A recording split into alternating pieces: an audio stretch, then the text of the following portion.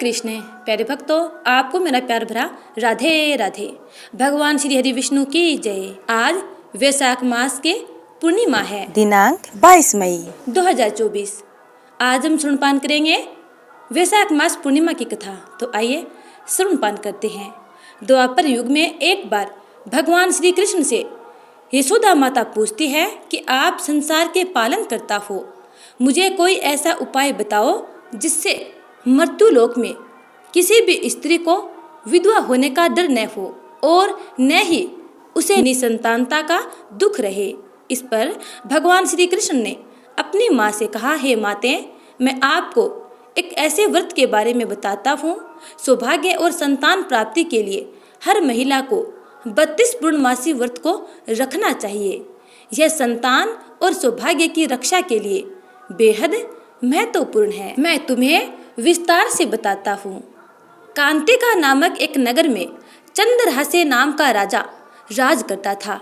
उसी नगर में एक धनेश्वर नाम का ब्राह्मण भी अपनी पत्नी सुशीला के साथ सकुशल रहता था।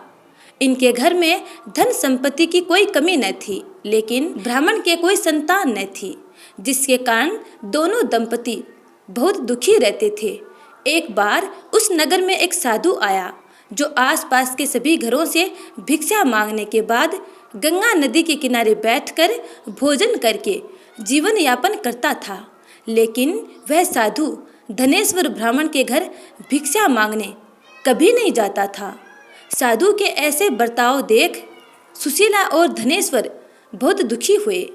फिर उस साधु से पूछे कि आप सभी के घरों से भिक्षा लेते हो, लेकिन हमारे घर से नहीं, ऐसा क्यों साधु महाराज? तब साधु ने जवाब दिया कि तुम निसंतान हो, ऐसे घरों से भिक्षा लेना पतितों के अन्न के समान होता है और मैं कभी भी पाप का भागीदार नहीं बनना चाहता। बस यही कारण है कि मैं तुम्हारे घर से भिक्षा नहीं लेता हूँ।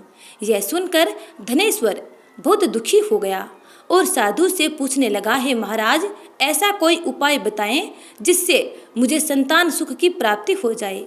तब साधु ने ब्राह्मण दंपति को 16 दिन तक माँ चंडी की पूजा की सलाह दी। इसके बाद धनेश्वर और उसकी पत्नी दोनों इस व्रत का पालन करने लगे। दंपति के इस आराधना से माँ काली प्रसन्न हुई। उनके सामने माँ काली प्रकट हो गई और सुशीला को गर्भवती होने का वरदान दिया। साथ ही उस ब्राह्मण दंपति को पूर्णिमा के दिन पूजा की विधि भी बताई। माता ने कहा, प्रत्येक पूर्णिमा के दिन दीपक जलाना, सभी पूर्णिमा को दीपक की संख्या बढ़ाते जाना। ऐसा तब तक करना जब तक 32 दीपक न हो जाएं। इस तरह माता की कृपा से सुशीला गर्भवती हुई। काली माता के कहे अनुसार वह पूर्णिमा पर दीपक जलाती रही।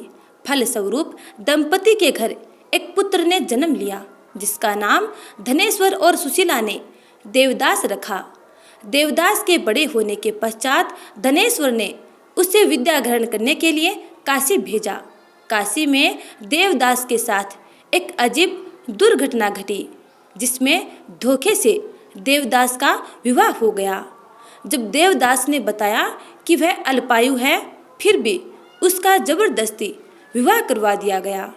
उसके कुछ समय बाद जब काल देवदास का प्राण लेने आया, तब वो विफल हो गया। इसके बाद काल ने यमराज तक संदेश दिया कि वह देवदास के प्राण लेने में असमर्थ है। इसके बाद यमराज ने इसकी वजह जानने के लिए भगवान शिव और माता पार्वती के पास गए। तब पार्वती माँ ने काली माँ से मिले वरदान के वृत्तांत को सुनाया और कहा कि ब्राह्मण दंपति यानी देवदास के माता पिता ने पूर्णिमा का व्रत रखा था, इसलिए देवदास को कोई कुछ नहीं कर सकता, अर्थात देवदास का कुछ भी नहीं बिगड़ सकता। पूर्णिमा के महत्व को जानने के बाद से कहा जाने लगा कि इस व्रत को करने से जातक को काल से मुक्ति मिलती है, साथ ही भगवान उसकी मंगल कामनाएं पूर्ण करते हैं। तो प्रेम से बोलिए, भगवान श्री हरि विष्णु की जय। अब सुनते हैं अगली कथा। राजऋषि अम्बरीश ने विस्मित होकर कहा, महामुने, आप मार्गशीर्ष यानी अगहन आदि पवित्र महीनों को छोड़कर वैशाख मास की इतनी प्रशंसा क्यों करते हैं? उसी को सब मासों में श्रेष्ठ क्यों बतलाते हैं? यदि माधव मास सबसे श्रेष्ठ और भगवान लक्ष्मीपति को अधिक प्रिय है तो उस समय स्नान करने की क्या विधि है? वैशाख मास में किस वस्तु का दान, कौन सी तपस्या तथा किस देवता का पूजन करना चाहिए? कृपा निधे उस समय किए जाने वाले पुण्य कर्म का आप मुझे उपदेश कीजिए। सद्गुरु के मुख से उपदेश की प्राप्ति दुर्लभ होती है। उत्तम देश और काल का मिलना भी बड़ा कठिन होता है। राज्य प्राप्ति आदि दूसरे कोई भी भाव हमारे हृदय को इतनी शीलता नहीं प्रदान करते जितने कि आपका समागम। नारद जी ने कहा, राजन सुनो, मैं संसार के हित के लिए तुमसे माधव मास की विधि का वर्णन करता हूँ, जैसा कि पूर्व काल में ब्रह्मा जी ने बतलाया था। पहले तो जीव का भारतवर्ष में जन्म होना ही दुर्लभ है। उससे भी अधिक दुर्लभ है वहाँ मनुष्य की योनि में जन्म। मनुष्य होने पर भी अपने अपने धर्म के पालन में प्रवृत्ति होना बड़ा कठिन है। उससे भी अत्यंत दुर्लभ है भगवान वासुदेव में भक्ति और उसके होने पर भी माधव मास में स्नान आदि का सुयोग मिलना तो अत्यंत कठिन है। माधव मास यानी माधव यानी लक्ष्मीपति श्री हरि विष्णु को अत्यंत प्रिय है। माधव यानी वैशाख मास को पाकर जो विधि पूर्वक स्नान, दान तथा जप आदि का अनुष्ठान करते हैं वे ही मनुष्य धन्य एवं कृतकृत्य हैं। उनके दर्शन मात्र से पापियों के भी पाप दूर हो जाते हैं और वे भगवत भाव से भावित होकर धर्माचरण के अभिलाषी बन जाते हैं। वैशाख मास के जो एकादशी से लेकर पूर्णिमा तक अंतिम 5 दिन हैं वे समूचे महीने के समान महत्व रखते हैं। राजेंद्र, जिन लोगों ने वैशाख मास में भली भांति के उपचारों द्वारा मधु दैत्य के मारने वाले भगवान लक्ष्मीपति का पूजन कर लिया, उन्होंने अपने जन्म का फल पा लिया। भला कौन सी ऐसी अत्यंत दुर्लभ वस्तु है जो वैशाख के स्नान तथा विधि पूर्वक भगवान के पूजन से प्राप्त नहीं होती? जिन्होंने दान, होम, जप, तीर्थ में प्राण त्याग तथा संपूर्ण पापों का नाश करने वाले भगवान श्री नारायण का ध्यान नहीं किया, उन मनुष्यों का जन्म इस संसार में व्यर्थ ही समझना चाहिए। जो धन के रहते हुए भी कंजूसी करता है, दान आदि किए बिना ही मर जाता है, उसका धन व्यर्थ है। राजन, उत्तम कुल में जन्म, अच्छी मृत्यु, श्रेष्ठ भोग, सुख, सदा दान करने में अधिक प्रसन्नता, उदारता तथा उत्तम धैर्य, ये सब कुछ भगवान श्री हरि विष्णु की कृपा से ही प्राप्त होते हैं। महात्मा नारायण के अनुग्रह से ही मनोवांछित सिद्धियां मिलती हैं। जो कार्तिक में, माघ में तथा माधव को प्रिय लगने वाले वैशाख मास में स्नान करके मधुहंता लक्ष्मीपति दामोदर की विशेष विधि के साथ भक्ति पूर्वक पूजा करता है और अपनी शक्ति के अनुसार दान देता है, वह मनुष्य इस लोक का सुख भोगकर अंत में श्री हरि के पद को प्राप्त होता है। धूप जैसे सूर्योदय होने पर अंधकार नष्ट हो जाता है, उसी प्रकार वैशाख मास में प्रातः स्नान करने से अनेक जन्मों की उपार्जित पाप राशि नष्ट हो जाती है। यह बात ब्रह्मा जी ने मुझे बताई थी।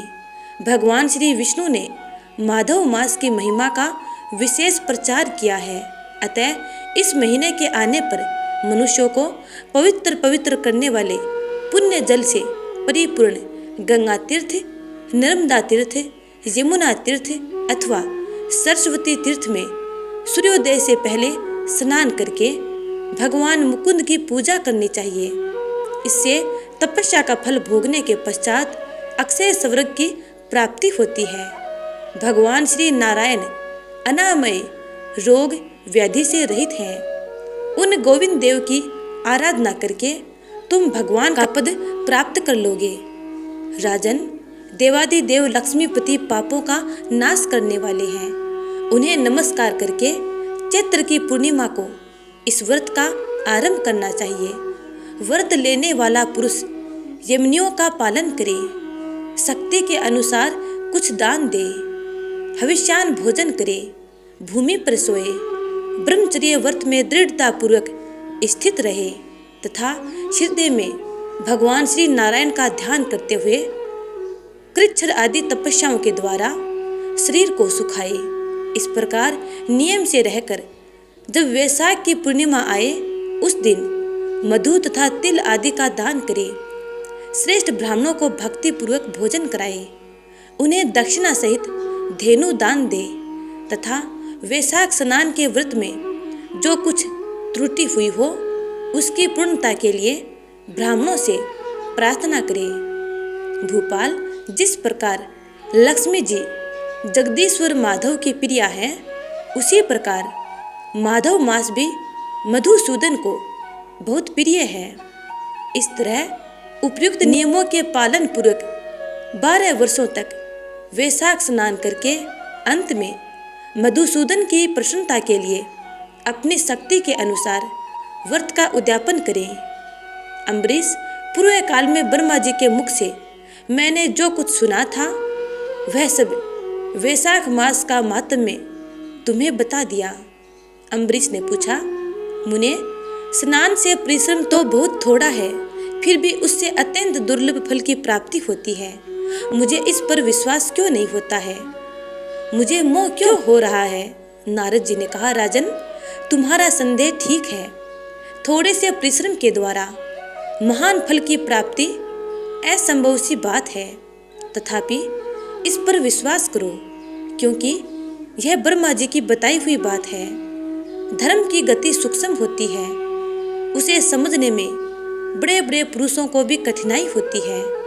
श्री हरि की शक्ति अचिंत्य है, उनकी कृति में विद्वानों को भी मोह हो जाता है। विश्वामित्र आदि क्षत्रिय थे, किंतु धर्म का अधिक अनुष्ठान करने के कारण वे ब्राह्मणत्व को प्राप्त हो गए। अतः धर्म की गति अत्यंत सूक्ष्म है। भूपाल, तुमने सुना होगा, अजामिल अपने धर्म पत्नी का परित्याग करके सदा पाप के मार्ग पर ही चलता था, तथापि मृत्यु के समय उसने केवल पुत्र के स्नेहवश नारायण कहकर पुकारा, पुत्र का चिंतन करके नारायण का नाम लिया, किंतु इतने से ही उसको अत्यंत दुर्लभ पद की प्राप्ति हुई। जैसे अनिच्छा पूर्वक भी यदि आग का स्पर्श किया जाए तो वह शरीर को जलाती ही है, उसी प्रकार किसी दूसरे निमित्त से भी यदि श्री गोविंद का नामोच्चारण किया जाए तो वह पाप राशि को भस्म कर डालता है। जीव विचित्र है, जीवों की भावनाएं विचित्र है, कर्म विचित्र है तथा कर्मों की शक्तियां भी विचित्र है। शास्त्र में जिसका महान फल बताया गया है वही कर्म महान है, फिर वह अल्प परिश्रम साध्य हो या अधिक परिश्रम साध्य हो। छोटी सी वस्तु से भी बड़ी से बड़ी वस्तु का नाश होता देखा जाता है। जरा सी चिंगारी से बोझ के बोझ तिनके स्वाहा हो जाते हैं।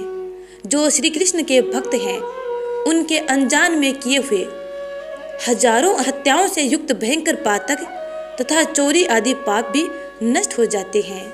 वीर, जिसके हृदय में भगवान श्री विष्णु की भक्ति है वह विद्वान पुरुष यदि थोड़ा सा भी पुण्य कार्य करता है तो वह अक्षय फल देने वाला होता है।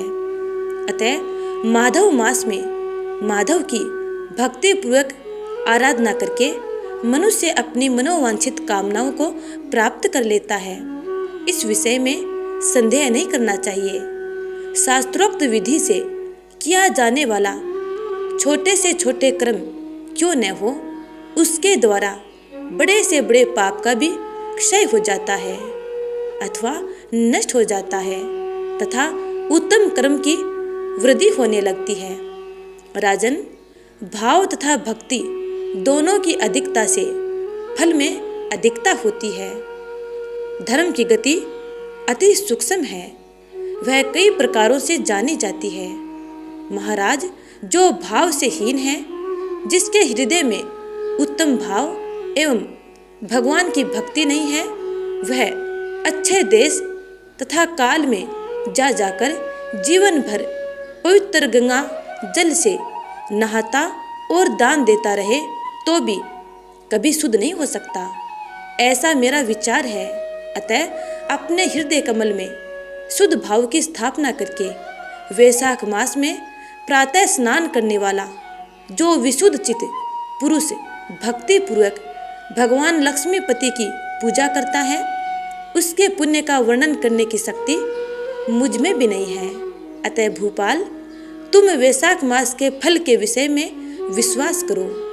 छोटा सा शुभ कर्म भी सैकड़ों पाप कर्मों का नाश करने वाला होता है। जैसे हरि नाम के भय से राशि राशि पाप नष्ट हो जाते हैं, उसी प्रकार सूर्य के मेष राशि पर स्थित होने के समय प्रातः स्नान करने से तथा तीर्थ में भगवान की स्तुति करने से भी समस्त पापों का नाश हो जाता है। जिस प्रकार गरुड़ के तेज से सांप भाग जाता है, उसी प्रकार प्रातःकाल वैशाख स्नान करने से पाप पलायन कर जाते हैं। यह निश्चित बात है। जो मनुष्य मेष राशि के सूर्य में गंगा या नर्मदा के जल में नहाकर 1, 2 या तीनों समय भक्ति भाव के साथ पाप प्रशमन नामक स्तोत्र का पाठ करता है, वह सब पापों से मुक्त होकर परम पद को प्राप्त होता है।